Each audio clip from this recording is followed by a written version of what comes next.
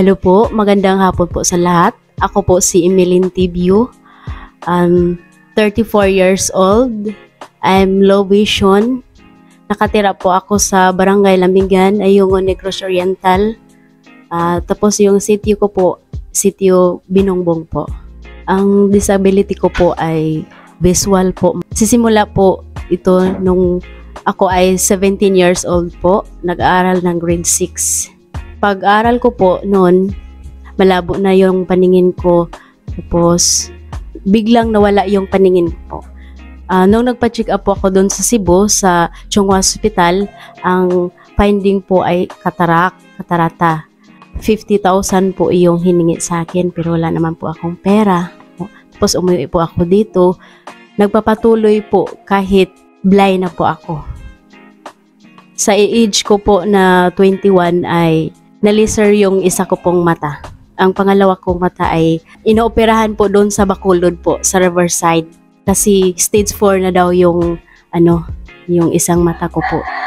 Malabo na pag hindi daw yon maoperahan, lumabas yung isang mata ko po. Doon po ako natatakot ng sobra. Kasi di po talaga ako gusto na yun ang mangyayari sa akin. Kahit mahirap lang ako, gusto ko po talagang mabuhay ng simpleng tao.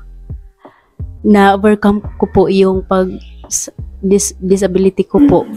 Yung pag natapos na yung operasyon po. Kasi kahit hindi masyadong maliwanag yung paningin ko, pero binigyan po ako ng Panginoon ng kunting liwanag. Sobra pong malungkot po, na-distract po sila talaga. Kasi wala naman po sa family namin na yung mga blind po. Hindi po nila matatanggap. Yung wala pa pong pandemic, nagtatanim ng palay, nagtatanim ng mga mais, tapos may yung mga hayop po namin, magbibinta ng mga baboy, manok, at saka yung pagtatanim ng mga halaman. Hindi po sapat yung pera kasi po yung mga anak ko po nag-aaral, tapos yung perang galing sa hayop na binibinta namin, yung hindi po masyadong mahal, lang po, baba lang po ang presyo. Tapos yung mga anak ko po kulang sa uniform, yung lalo na po sa mga pagkain po. Meron kaming pagkain pero hindi naman po katulad ng masasarap po. Kasi bawal lumabas.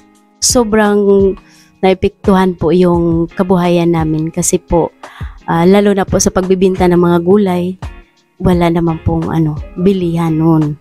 Yung pag-uubo naman po yung sa mga anak ko, tapos yung sa mama ko po, yun talaga ang epekto ng pandemic sa aming kalusugan. Ang sinalihan ko pong programa ay Digital Business Basic Training po.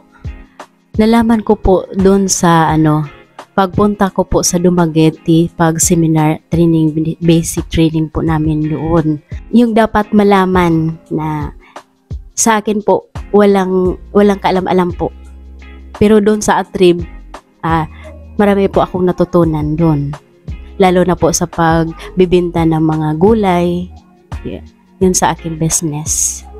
Kaya ako nag-decide na tumuloy sa business ko po dahil po sa aking katawan po, lalo na po sa mata ko po, at lalo na po sa 3 ko pong anak. Kasi hindi ako po nakapag-aaral, grade 6 lang po ako. Gusto ko po talagang doon sa mga anak ko po, mababawi. Ang ipinasa ko pong business po sa Atrib ay Vegetables by Ansel. Nadesisyonan ko po kasi dito po sa aming lugar, yung lalo na po sa klima dito ay malamig po. Tapos yung mga pananim po ay magaganda po. Sa business ko po yung mga mabigat na dinaanan ko, yung nagbibinta po ako doon sa suki ko po. Tapos di niya po ako binabayaran po. Yun doon ako bumagsak. Nagbibinta po ako ng biik. Tapos yung pera, doon ko po sinimulan na ulit. Yung pera pong galing sa Atrib, ang natanggap ko po ay binili ko po ng mga seeds, yung kagaya ng ampalaya, kamatis, sili, yun po. Sa ngayon po, wala pa po akong malalaking kita. Meron maliit lang po kasi yung ampalaya, wala pa po, hindi pa po nagbubulaklak. Tapos yung pipino ko po, nagsisimula pa po sa pagbulaklak. Tapos yung mga suki ko po dito, ano po yun, sa kanila, merong di naman masyadong marami po. Yun po ang kinukumpra ko po. Yung pera po, gagastusin ko po yun pang dagdag puhunan po para lalong lumago po yung business ko po. Gusto ko lang pong itapat sa inyo na yung di po ako masyadong gumagamit ng cellphone po. Kaya po hindi po ako nakapag sa Instagram. Lalo na po wala talagang connection dito, mahirap. May connection lang pag bumaba doon sa sa lungsod po sa bayan po namin. Sa mga gustong bumili po ng mga gulay ko po, lalo na po sa mga prutas, dito lang po sa Barangay Lamigan makikita po ako.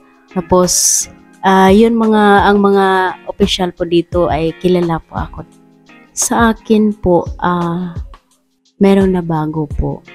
Doon po lahat na nalaman ko po yung paano yung mga item mo, tapos yung perang ibibili po, tapos yung pagbenta kung ilan po yung perang naipon mo po. Ako po ay naka-seminar po sa Atrib po. Kung gusto mo talagang ma-improve po, ay magaganda po doon sa Atrib kasi marami pong matutunan doon, lalo na po sa pag-business po. Sumali ka para marami kang matutunan doon sa Atrib po. Maraming salamat po sa Atrib, lalo na po sa Norfel, sa Liliani Fans po, sa West Philippines, sa lahat po. Maraming salamat po kasi malaking naitutulong po yun sa akin, lalo na po sa aking pagka-PWD po. Sa mga kagaya ko pong merong mga disability, kung gusto nyong mag-business, wag po kayong matatakot kasi yun talaga ang magninegosyo. Mayroon namang mabagsak, pero pag bumagsak ka, mayroon naman pong umaangat. Kaya po, wag kayong matatakot kasi katulad po sa akin, bumabagsak pero umaangat naman po ulit.